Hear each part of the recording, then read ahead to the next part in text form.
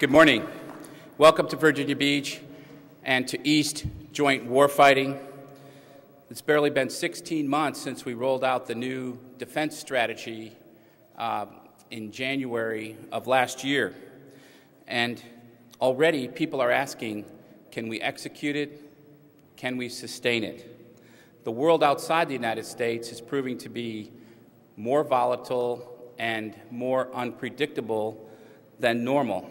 And so are some of the events here at home, fiscal and otherwise. This is one of those times when you talk to people and they all seem to crave the answer. Just tell me the answer. However, hard and fast answers are hard to come by at the moment. Amidst this uncertainty, it's even more important that we get industry, that we get the DoD, civilians, and military operators together to share their views and perspectives on how to address these challenges. And as partners, the Naval Institute and AFCEA are very proud to bring this audience a group of over 60 speakers, if you include the keynotes, the panelists, and all the engagement theaters that we have lined up for you this week on the topic of innovation in an era of austerity. What capabilities do we need to operate in a non-permissive environment? It's now my honor to introduce our keynote speaker, Admiral Bill Gortney. Admiral Gortney is a naval aviator who has commanded at all operational levels. He commanded at 3 levels, notably in Southwest Asia, as an Air Wing Commander, Air Wing 7 on the JFK, Carrier Strike Group Commander of the Truman Strike Group, and finally as Commander of 5th Fleet. In his most recent prior job as Director of the Joint Staff, he was instrumental in coordinating the process that brought us our current defense strategy. We are very honored this morning to have the Commander, U.S. Fleet Forces, Admiral Bill Gortney.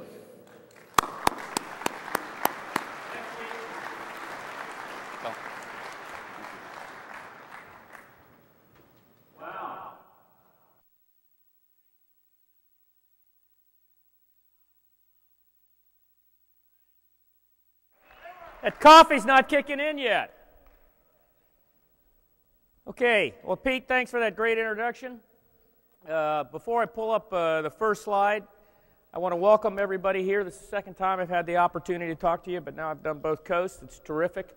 We got a great program for you, and I really want to applaud all of you that came out early, had the free donuts and coffee, and want to suffer through my particular presentation here. But there's some great panels that are going to come up. We're going to talk a little bit about that.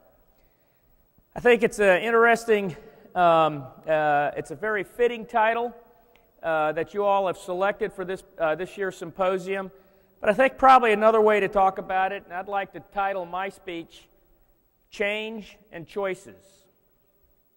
Change and Choices, and we're going to talk about that.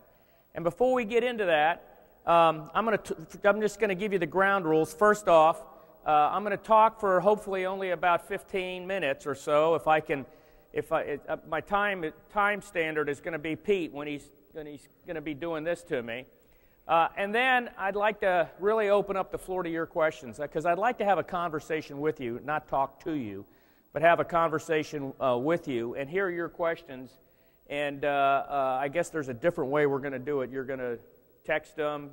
That way the Chinese get to chop it up before we do. And we'll get through that particular process. But change and choices. And so, as a keynote, many of you have seen this, but to bring everybody up to speed, if I could bring up the first slide, please. These used to be kneeboard cards. Admiral Readiness just retired just a couple days ago. Big round of applause for a tremendous hero. He taught me to hand out kneeboard cards, so we have kneeboard cards, but we've hit sequestration. We can't afford to buy any more kneeboard cards. So we just can't go through that. But the situation, I'm going to talk to this quad slide because I think using this as a forum that, if you will keep in mind throughout the rest of the forums, I think will be really important. In your upper left-hand corner, the strategic and operational.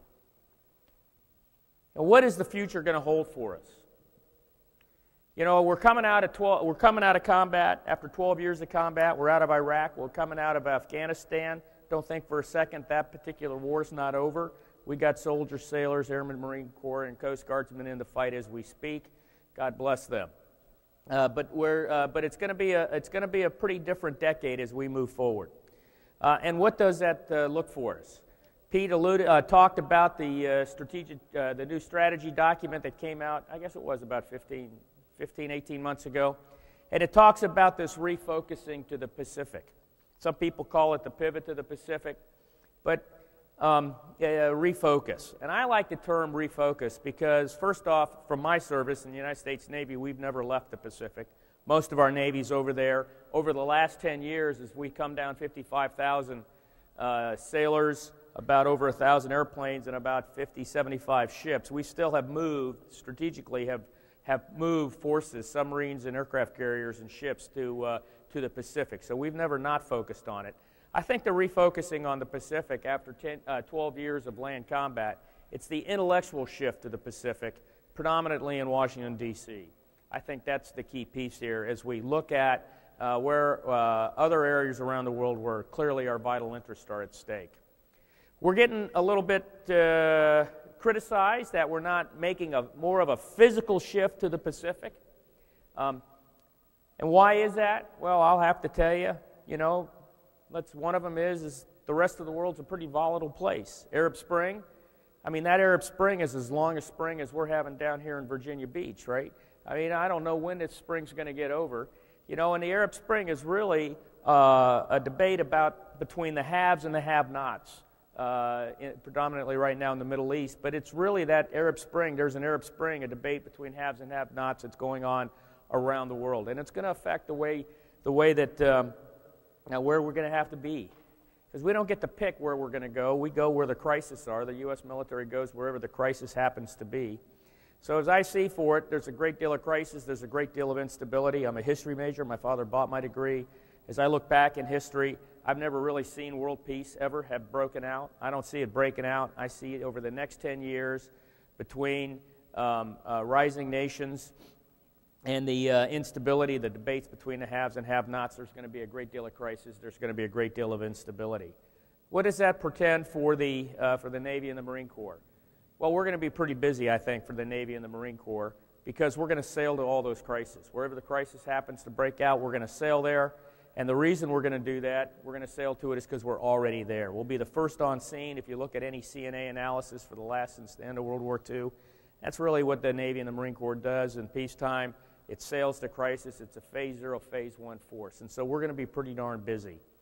We're going to, when the Navy and the Marine Corps sails, we're going to bring a couple key attributes that are pretty unique. We bring our own physical and political access. We launch from, we're sailing on sovereign American territory as long as it's outside of 12 nautical miles. And we can help temper down the crisis, or if we need to take it to the next step, we bring relative combat power to bear, be able to open and hold battle space to bring the rest of the joint force in to do what the nation needs done. So I say it's going to be a pretty volatile decade. When you look at Arab Spring, when you look at what's going on in Africa, when you look at the tensions, the war between nation states, the tensions between nation states that's going on in the Pacific, I just don't see world peace. It's going to be very, very volatile. When I look at the upper right, I look at the economic. The DoD budget is a sine wave, okay? And we're on the backside of that sine wave right now. Coming out of every major conflict, there's a 27 to 32% reduction in the DoD budget, okay? That goes all the way back to the Revolutionary War, and yes, Pete, I know there was not a DoD back then, but the point is true. 2011, the Budget Control Act was a $487 billion reduction in the DoD budget over 10 years. That's about a 10 to 12% reduction, depending on how sharp you sharpen your pencil on there. And I'll be real honest with you, it wasn't real hard for us to take, because we've really had a lot of money in DoD. The nation's been very good for DoD, that would be able to create the capability that we need and sustainment to fight fight two wars over 12 years. But it's coming down, so it's going to be very different. I say there's another 10% coming. You can do the math on that one. And those reductions, the last 10% and the next 10%, felt in DOD, felt out, be felt with industry and the primes and the secondary and tertiary vendors that happen to be out there. It's going to be very, very different, okay? And those are the two changes that I'm talking about. The changes of what does the next 10 years look like for us coming out of major combat, and what is the change on the budgets, which are going to drive some very tough choices. We'll talk a little bit more about those choices here in a second. In the lower left-hand corner, the election's over, so there are no more politics in the United States. Right? Yeah, done. Hey, you know, our nation is going through a pretty significant debate right now. Choices on what is the role of government, what is the size of government, okay? And we're pretty deeply divided on it. But you know, we're a democracy, and we have these sorts of debates throughout our history. It's necessary, it makes us better on the other end, and we will get through this particular debate. Now, we in the military, we don't want to be a part of that debate. We have to understand it. We need to understand, and we need to work with our elected leadership as best we can. The most important piece as we have this debate is we need to reach out to our elected leadership, because most of them have not been in the military. Very, very small percentage of them being in the military, and it's up to us to help educate them, tell them what we do, how we do it, what we need, do it unemotionally, apolitically, and help educate them as they make those tough choices for the rest of the nation.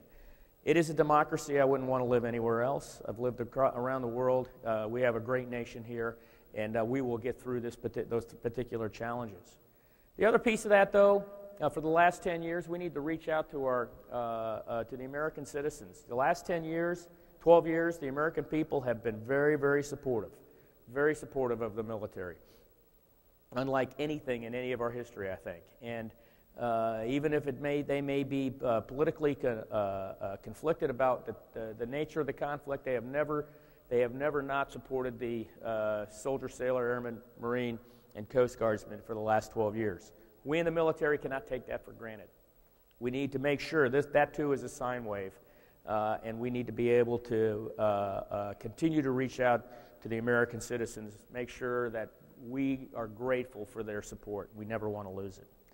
In the lower right-hand corner is the people. It's the workforce. You know, this sine wave that we're talking about here, we have to be very careful of what we're doing as we move forward. 9/11, we're at the bottom of that sine wave, and we went through 12 years of growth because we went to war. We're on the backside as we're coming out of war.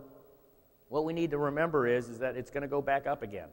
The DoD budget will go back up again. And so we want to make sure that we make the right choices, that when the budget goes back up again, we are able to capitalize on it, and that we have the ability to be out there, that we have the right industrial base, the intellectual industrial base, that the recruiting and retention policies that we put in place in the military, that we're able to when the economy gets better, that we'll still be able to reach out there, and it will be there. What we need will be on the other side as that economy goes back, as the DoD budget goes back up. Because the reason that's so important is when the budget goes back up for DoD, it's never good for our nation.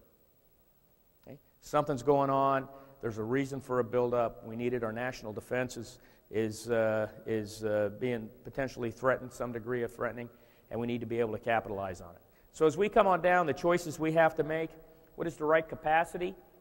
What are the right capabilities that we're going to need in order to get us to that other side? And those are going to be tough choices that we're going to have to make. And the only way we're going to work our way through here is to lead our way through it. Okay? I put in the center there the fog of staffing, the fog of command and control, and the fog of war. That's where we live in the military. We just have to get us to the other side. Slide, please.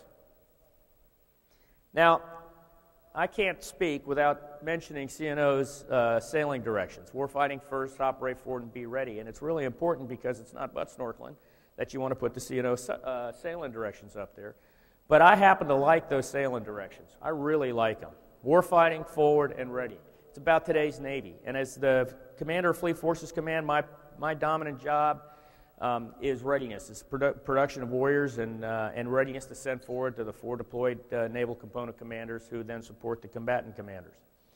You see my lines of operation over there, but it's about today's Navy, and it's about making sure that we are ready to fight, we operate forward 365 days out of the year, and we make the necessary investments. We make the necessary investments in readiness, because that's really important. The investments in readiness today are the investments in readiness tomorrow. Because in our Navy, we're a very capital-intensive force. The chairman's got us working on the Joint Force for 2020. 80% of the Navy we're going to have in 2020 we already own. Okay? Already own it. So we need to make the necessary investments today to make sure the readiness investments today are readiness investments for in the future. Okay? When you look at, I want to next have a discussion on ends, ways, and means. How many people here, now I'm having a hard time seeing with these bright lights, how many people here are graduates of staff or war colleges? Raise your hand. All right? Pete, you're not a graduate? You didn't take, like, the courses? Okay. Wow. It's no wonder you've been a failure. The ends, ways, and means. You know, it's really important. Everything that you do has an ends, ways, and means. Ends is where you want to be. It's the outcome. What is it that we want to be? Where do we want to be? What is the outcome that we're trying to achieve? The ways is how we do it. It's the methods, it's the tactics, techniques, and procedures, strategies in order to get to the ends. And the means are what you need. It's the stuff. It's the people, it's the equipment, it's the political will, it's the money. And those have to be in balance. Ends, ways, and means have to be in balance. And if those are mismatched, you're not going to achieve the end state that you're looking for. Slide, please. Now, I'm not going to go into great detail, but this is our readiness kill chain, and many of you heard about it. But I want to show you how, as I'm going to segue from the readiness kill chain into the symposium. And yes, Pete, I know you're going to be surprised how I'm going to do that. But we're going to have a discussion. This is how I look at in the production of readiness as a kill chain approach, and aligning the means with the ways with the ends. So when I look at the ends in the production of readiness, it's the forces that we send forward. It's the weapon system that we send forward deployed and we hold in a sustainment once they've achieved their readiness level. That's where we want to be. The ways are how we do it, starting with whether we resource or recruit, how we procure, how we do the introductory training, and then as we do the readiness generation model in the Navy, it's the fleet response training plan where we do maintenance, basic training, and integrated phase of training where we put the whole band together. That's the means. The ways we've discovered are a lot of different things. It's what you would expect. It's the stuff, people, equipment, supplies, training, ordnance. It's our networks. The networks is a part of is what we need. It is installations, the community, industry, and the elected leadership. Those are all the stuff that we need. That's all stuff that we need. We then put it in the ways to get to the ends. The last thing I want to talk to you about is we're going to have to make tough choices out here. Remember, change and choices is remembering what the weapon system is.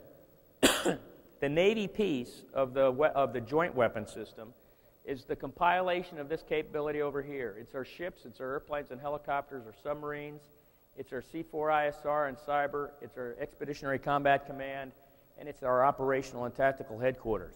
That is our weapon system. It's the compilation of all of that. It's not our individual F-18, it's not our individual Arleigh Burke, it's not our submarine.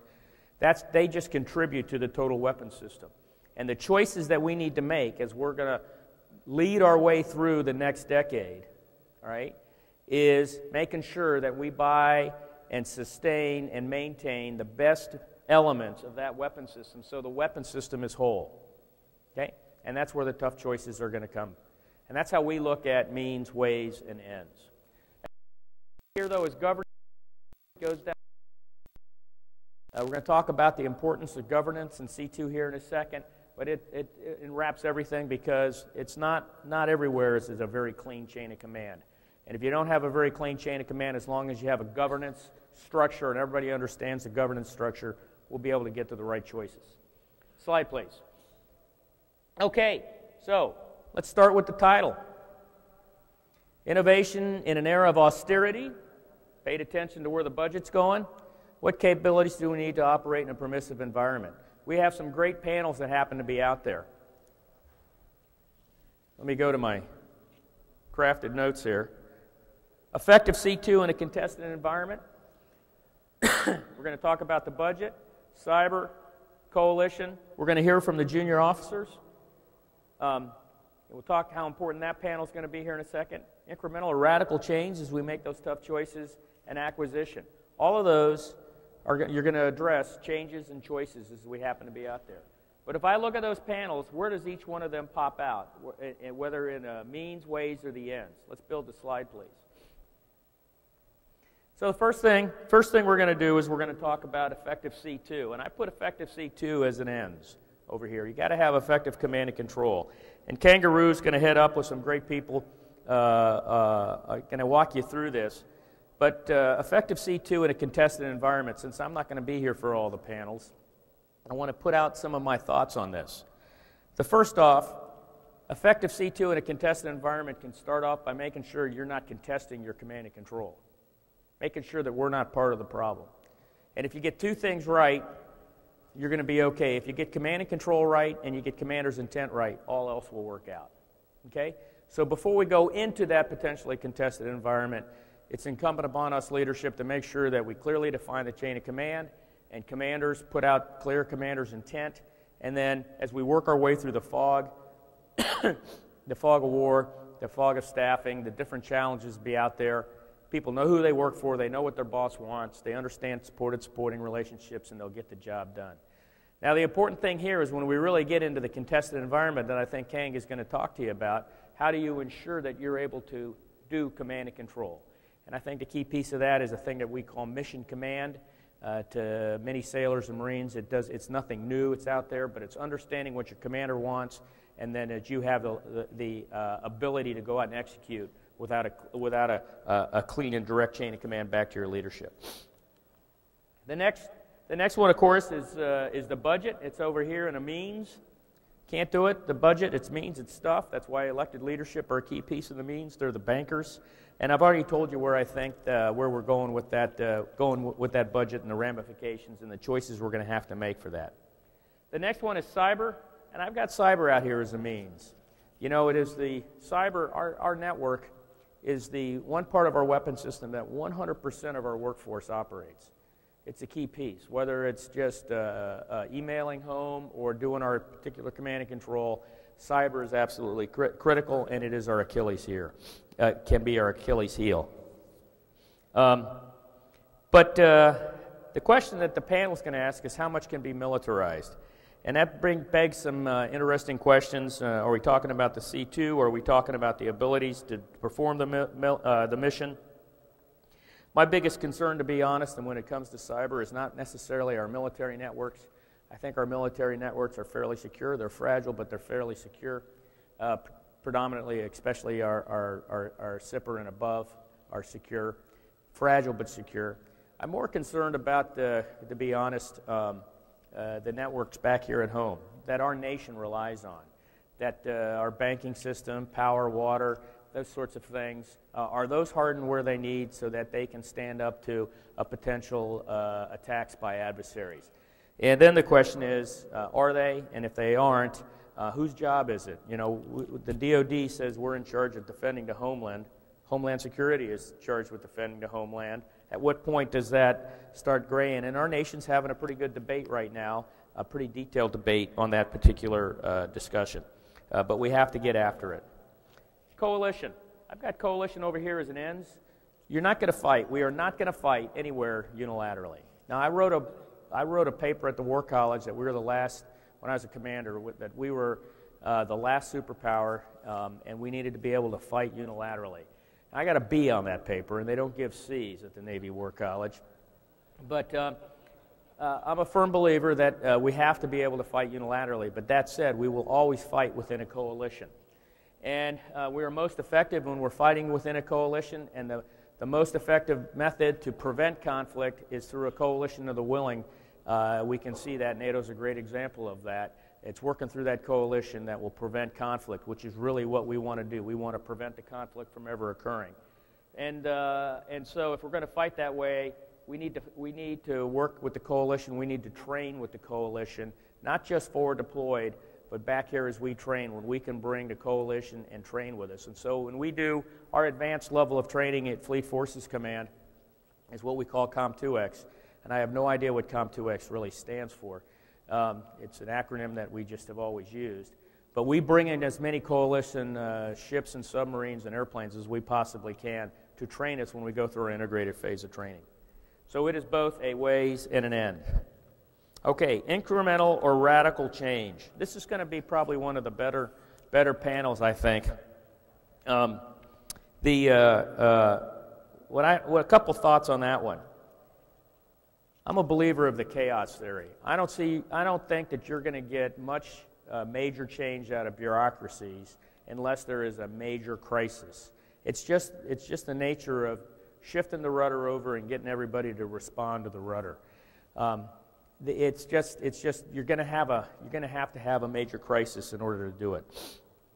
So that's kind of where I am on that one. The second piece, though, when it comes to the means, say for the Navy forces, we're a very capital-intensive force. I've already talked about 80% of what we're going to have in the future we already own. So radical change, when you're such a capital-intensive force, it's not a bureaucracy problem, it's a very unaffordable problem. If you wanted to fundamentally shape the way the Navy looked with the stuff that they have. All right? Now, that's not an excuse, it's just reality. But I will tell you, as a student of history, you know, we have two core missions. The United States Navy has two core missions. That our prime directive is to keep the sea lines of communication open. And in order to do that, the two missions, we need to be able to do a sea control and power projection. And to be real honest, the capabilities of those aren't much different. It's just a function of whether the nippy's wet or dry. And so we need to be able to do those. That's a very capital-intensive capability that we need to be able to do. It's always been that way. And so now the question is the change that we need, what is the form of the change that we need? How much expensive is it going to be? How capital-intensive is it going to be? Or can we achieve the same effect by adjusting some of the ways that we go about doing it? All right. Acquisition. All right. Are there any APs here? Raise your hand if you're an AP or a past AP. A couple of you? Okay. I'm not. All right. Anybody remember Admiral Tom Connolly? He's the head of naval aviation. Back when the Tomcat was coming on, we actually named the Tomcat after him. I think the quote was, when they were trying to turn the F-111 into a fighter, there's not enough thrust in Christendom to turn that into a fighter. Pretty good quote. He said that to design an aircraft, you take a pickle barrel, you pour in a teaspoon of military requirements, you pour in 2 teaspoons of industry know-how, you take a fire hose, you fill the rest up with politics, you got yourself an airplane, all right? I may be off by a couple teaspoons, but there's no question that the current process is broken, and I don't say that in a bad way. I don't know many processes that are perfect, right? Now, can we do better in our acquisition process? Absolutely. Can we get it so that it's quicker? Absolutely. I think we need to. But we also need to recognize that we have some programs out there that we tried to circumvent the existing acquisition program, and they aren't really doing real well either. I think it's just the nature of the beast. So before we break it, there are two things. I think in the acquisition process, too many people can say no or maybe in the particular process. And then the other piece is, you know, us operators, we've never met a requirement we didn't like, right? And so I think we have to work together, industry, those in the military, and the acquisition professionals, both in uniform and civilian. We need to work together to streamline the process as best we can. Okay, the last thing is, where are the JOs on this? You know, the JO panel, are they a means, a ways, and an end? What are they going to say? Come on up, build the slide. Where the JO's going to be? I don't know. I think that's going to be the most fascinating panel. And the reason I say this is if you look at the panel, they're all very young, okay? 05s and below. And if you're in an 05 and below in today's military, or a E6 and below in today's military, they, 100% of them, raise their hand in a time of war and volunteered to serve their nation in a time of war. And for the last 12 years, that's all they know. All they know is increasing budgets and the urgency of combat and having the money and the stuff to be able to do the mission. So I think they're going to have a very tough, as we make change and choices in the future, they're the ones we're going to have to work the most with because it's going to be the most dramatic change for them. Us old farts, we've all been through it before. They have not. And so to hear what they have to say today and whether they talk about the means, the ways, or the ends, I think will be very fascinating. And with that, I'm all talked out. I will now take your questions.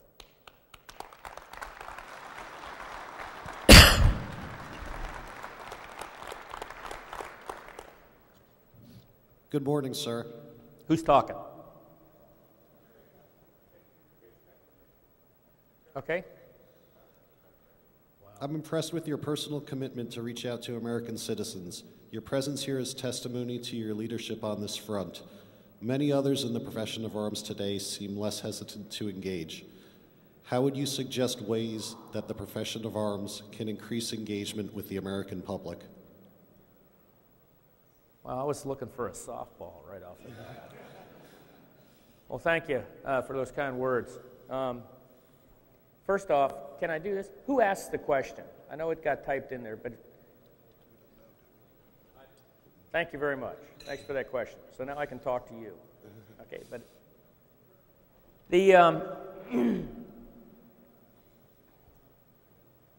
I think we need to make a concerted effort, all of us, to continue to reach out to our elected leadership and the American people. You know, I'll give you an example. Because of sequestration, we had to cancel all of our port visits, all the fleet weeks, and we shut down the Blue Angels for the year. And we hadn't shut down the Blue Angels since the Korean War, and we shut them down, turned them into a combat-rated squadron, and sent them into combat. And I think that's really, as we look forward, we have got to do that community outreach again. We have got to make sure people understand in my service what their Navy does for them, who we are, and that community outreach is absolutely critical. I was up at Fleet Week. I was up at the New York Navy League a couple weeks ago to talk to them, and we had just said we weren't going to do the New York City Fleet Week. So it was a tough audience. And I said, hey, wait a minute, I'm the fleet commander, I'm here, you're getting your Fleet Week. That didn't work. Anyway, so, but I did talk to them about the importance of community outreach, that we need to start again, but that we actually did, we feel in Fleet Forces Command, we already did New York City Fleet Week. We did it for Operation Sandy when we sent a 3-ship ARDMU up there to help those people up there in their time of need. It was our turn to pay them back instead of them paying us back for Fleet Week. But we got to turn them out. And it's got to be something that we have, you know, it's got to be on everybody's top scope. You have got to go out and reach out in community. You can never take them for granted. I hope that answered your question. Next question. Sir, you made reference to China and cyber with respect to the Chinese reading this question before you heard it. In regards to that, what are the top 2 issues that keep you awake at night?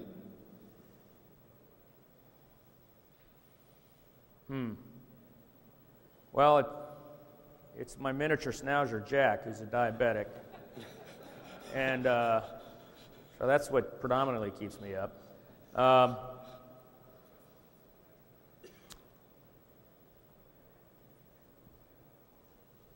It goes back to what I said before. Are we as a nation confident that all of our networks are secure from anybody? I mean, our nation, our society defines us. It's who we are. And everything that we need to secure to make sure that that which defines us is secure. And so when I look at how netted we are and all of our capabilities, things that we just take for granted for today, are they secure enough? Have we patched up the vulnerabilities if an opponent wanted to come after us? Who has read Clancy's latest book? Okay, I encourage you to read. I forget the title of the book. This is not a shameless plug. I don't know Tom Clancy. I always read his book, but that's a pretty good read, and I encourage you to read it.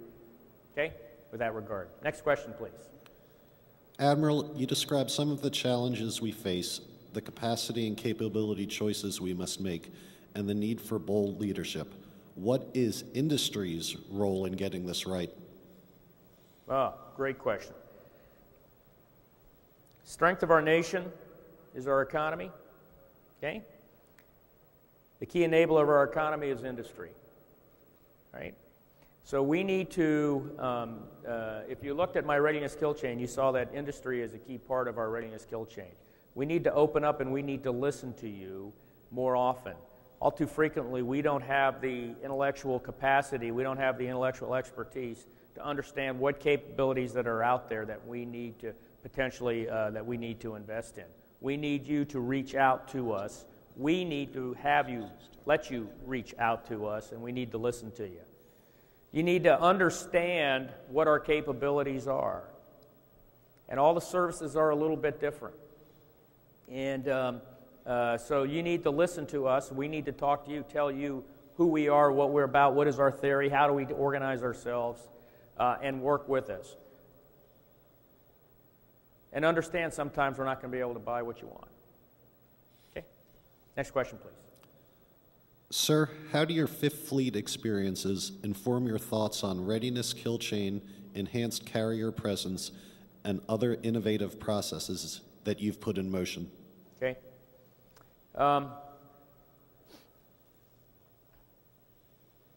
Back my last time that I was at Fleet Forces Command,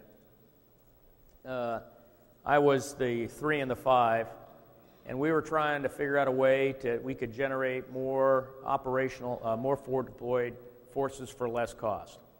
And so we came up with an idea. It was my idea, and I'll tell you it was the stupidest idea I ever had.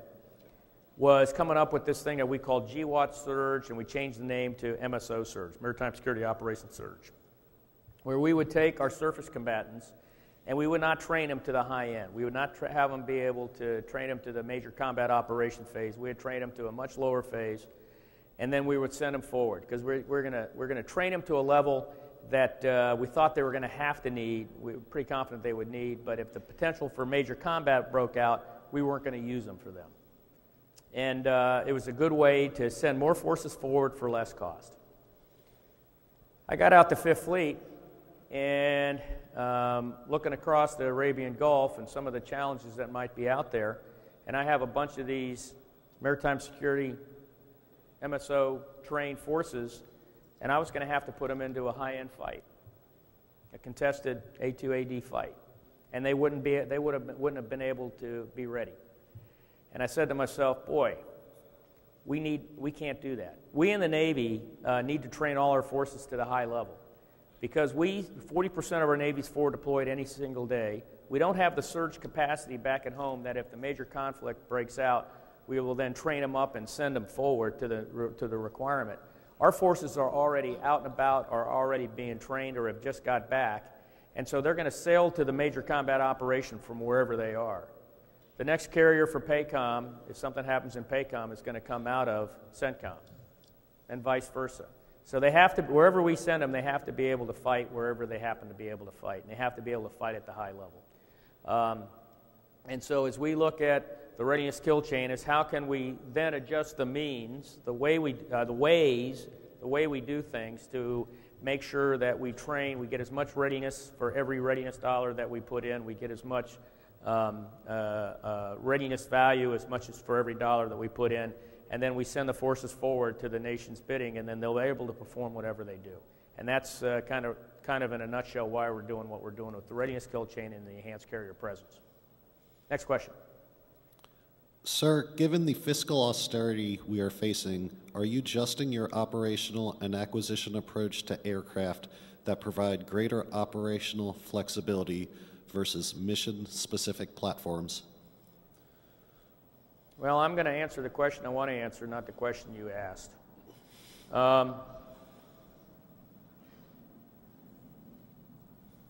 Specifically for aircraft. In 1991, coming out of the Cold War, naval aviation of today was decided by the Office of Secretary of Defense in a 60-day period. In a 60-day period, decisions were made that left us with Hornets, Hummers, and H-60s. Okay? And that's naval aviation of today. Now, we've been able to modernize those platforms, but they were the only ones that still had, were still bending metal and pouring composite, and that's the naval aviation that we have. That's how long change takes. That goes to rapid, one of the discussion items. Decision was made 1991. We've got that Navy today. There's not much change there. We're bringing on, but as we continue to modernize those forces, we're bringing on 2 new platforms, P-8 and of course the F-35C. 100% of naval aviation today is being recapitalized. Every single community is getting into a new type model series, with the exception of the COD, okay, which we affectionately call the tube of shame. But there's a story there I'll tell you afterwards. But 100% is being recapitalized. That's pretty dramatic, I think. It's never happened that way. Every single type model series is getting into a new airplane or a new model of the same airplane. Pretty phenomenal. We're lucky that's happening now, after 12 years of combat, and now not after, not over the next decade, because I don't see many new starts that are out there. Matter of fact, within my service, I think the only new start you're going to see is SSBX. Okay? Good enough is good enough right now. When you have to make tough choices, it's good enough is good enough. And when the service chiefs look at how they're going to shape the future, their future joint force and within the Navy, you know, the service chiefs only have a few levers to pull on. They can pull on the end strength lever, okay? We've already come down 55,000 sailors in the last 10 years. We're actually trying to grow again by about 3,000 in the Navy. We kind of overshot our mark, right? We can go after the cost of manpower. And the single largest cost is, of course, is our healthcare costs. All volunteer force is really expensive. We've got to figure out how we can get the all volunteer. We don't want to ever turn away from the all volunteer force, but how can we get, how can we make it a more affordable all volunteer force and still attract people to volunteer? Then it comes down to readiness. It's the investment in the readiness dollars. I've already told you 80% today is what we've got in the future. 80% of the future is what we already got. We've got to invest in the readiness today so it's there on the other side. Okay? That comes down to modernization and recapitalization, which are the other 2 levers. What do we want to modernize so that the 80% has the capabilities that they need in 2020? And then what is it that we want to say, it's time to fish or cut bait, we need to recapitalize it? And those are tough choices. Those are tough choices. And it really comes down to manpower. Manpower is what it is. The cost of people is what it is, and we have to do that as a joint force. So within each service, it really comes down to readiness dollars, modernization, and recapitalization. And we're involved in all 3 of those debates, and the CNO wants to hear from us on all 3 of those debates. Next question, please. Admiral, the Marine Corps and the Navy began to coordinate a refocus towards amphibious operations in 2012. How are those exercises going, and is there a new learning curve for naval forces in general, and are there any notable shortfalls? Well, we're just finishing up Bold Alligator. Every other year, we are live or synthetic, and Bold Alligator, same thing on the off years. It's in the West Coast, and we just wrapped up the synthetic. When I say synthetic, it's well, it's synthetic training with the Marine Corps on amphibious warfare. Over 12 years of land combat, both services have never walked away. We continue to deploy amphibious ready groups. We just got to remember 10 years ago, we sent 2 amphibious task forces, one from the East Coast and one from the West Coast, to start for the opening days of OIF, an incredible feat. And throughout that period of time, 12 years, we continued to deploy our amphibious ready groups and Marine Expeditionary Units. So we haven't never really walked away from it. It really goes back to that focusing our brain back on one of our core competencies, which is be able to project power anywhere around the world. Next question. Sir, the surface fleet is often seen as the stepchild. Air and submarines come first. Are you altering that equation? Well, I take exception to that. I don't think they're our stepchild by any stretch of the imagination. You know, first off, we've got the greatest Navy in the world. I'll put our Navy up against anybody, and we will lick them clean. Just not a problem. Now, we made some tough choices. Our predecessors made some tough choices a few years back, and we're digging our way out of there, particularly in maintenance, sustainment, and training of our surface force. And we're tackling that, and we're mending those up. And I had nothing to do with it. Surface warfare leadership really moved out on it, and they have put together a pretty good plan, and they have put money against that plan into POM.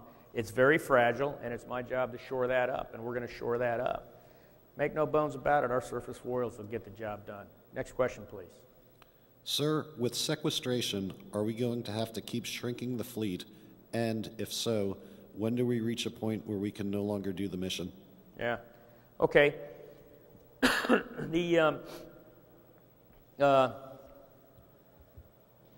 In declining budgets, it's real easy to get rid of teeth. It's real hard to get rid of tail.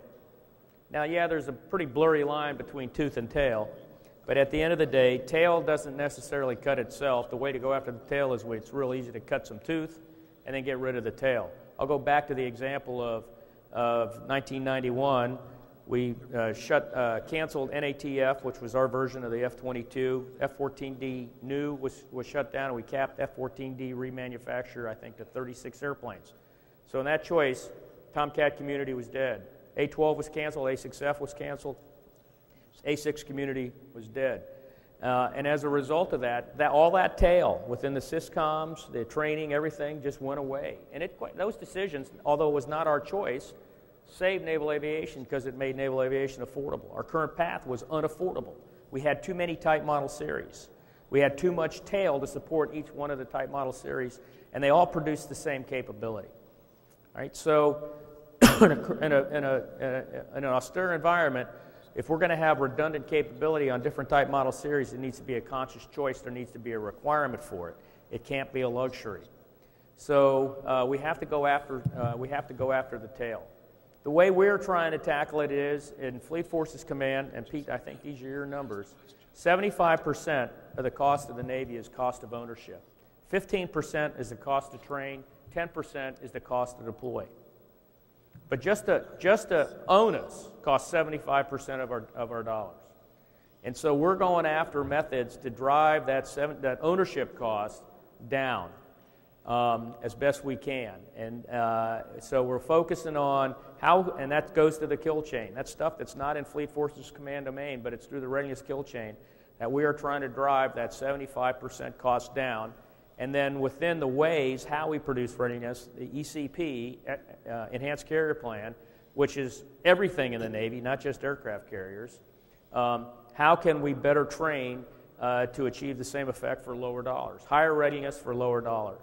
That's how we're trying to go after it, so that we can protect the stuff. And that goes to this sine wave that we have. If we go ahead and say, we're gonna kill a capability, we're gonna take an aircraft carrier, we're gonna take P-7s, or we're gonna take cruisers, whatever it happens to be, well, I've got to make sure two things: that we have what we need to do our day job 365 days out of the year, which supports what we call the GIF map. That's the forces that are sent out and about 365 days out of the year. And I have the capacity to fight the high-end fight when the O-plans come on.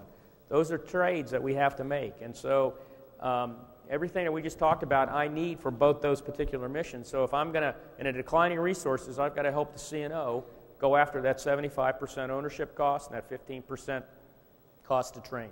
And that's what we're trying to tackle. Next question, please. Admiral, this will be the last question. You note that there is a global demand for our armed forces. Where have our allies gone, and are we carrying too much of the load alone? Our allies are going through the same tough choices we are, only they they made those. They're going through those choices much earlier than we did. Okay. Everybody's having. There's a global recession. Any economists out there? When are we coming out of this recession? Come on, help me out. Well, I get nothing for speaking. Anyway, so everybody's having a problem with money in their budgets, and they're making tough choices. And the question that we have is that if they make a cut in capability, that we were relying on that capability, we have to make up for that shortfall. And now we have to balance that into our equation, which is where you put our coalition, why you see we put coalition, where I put coalition where we did, under training under there on that previous slide. And that's it. All right, Pete. Admiral, thank you very much.